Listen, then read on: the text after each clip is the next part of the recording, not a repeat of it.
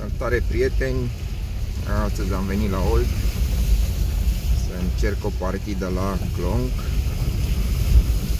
după ploaie și pe ploaie, pentru că e anunțată iar ploaie pe seară, dar un pescar devotat nu ține cont de asta,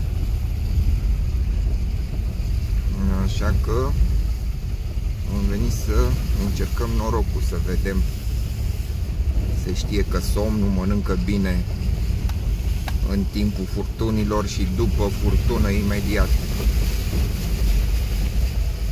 Acum vom testa teoria, să vedem dacă și în realitate va ține cont de treaba asta. Ne vedem mai târziu pe apă.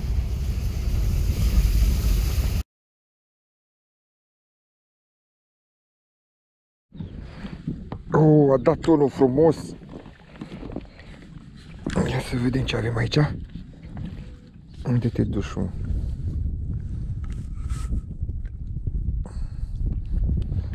Oh, simpatic foc. Foarte simpatic. De bateria. Ce telefon ăsta? Am luat bulai. Așa. Frumusețe. Hai că e frumos. Un kil. Are mai mult. Are mai mult. Frumos.